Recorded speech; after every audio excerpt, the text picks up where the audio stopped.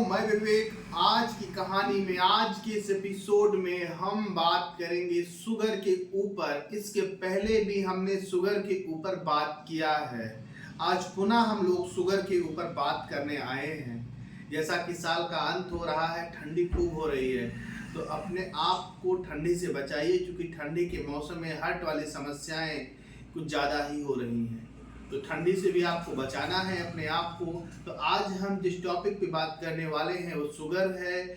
हम लोग जानते हैं कि शुगर के चलते ढेर सारी बीमारियां हम लोगों को जकड़ लेती हैं, पकड़ लेती हैं।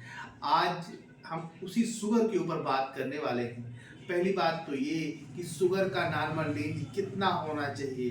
तो जो शुगर का नॉर्मल रेंज होना चाहिए वो 70 से 140 मिलीग्राम पर डीएल तक होना चाहिए।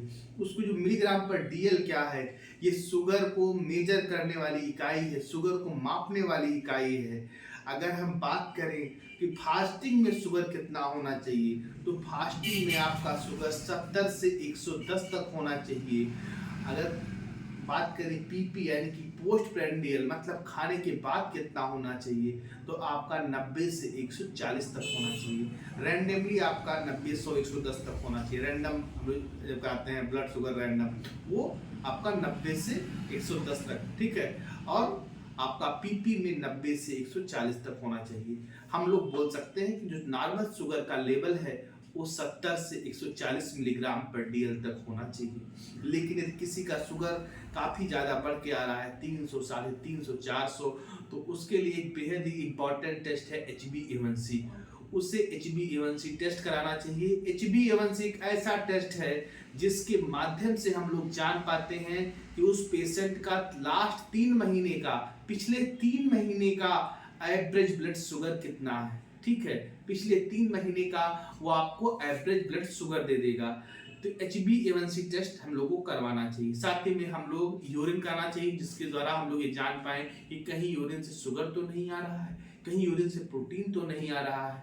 तो बेसिकली हम लोगों को ये HbA1c, sugar, fasting, PP, sugar को हम लोगों को मैनेज करके रखना है। यदि शुगर का लेवल बढ़ेगा तो ढेर सारी समस्याओं को काज करेगा।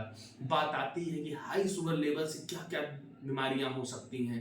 तो बेसिकली आंख वाली, आपको आंख से ही दिखना बंद हो जाएगा, यानी कि डायबिटिक रेटिनोपैथी।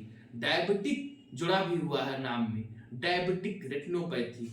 आंख से दिखना कम हो जाएगा, बंद हो जाएगा। साथ ही में आपको किडनी की समस्याएं, क्रोनिक किडनी डिजीज बड़ी खतरनाक बीमारी है, ठीक है। आपकी किडनी खराब हो जाएगी। डायबिटिक नेफ्रोपैथी, आपको ये भी जो है किडनी की बीमारी है, डायबिटिक नेफ्रोपैथी वाली समस्या हो सकती है। आपको हाई शुगर हो जाएगा तो पैरालिसिस तक हो सकता है।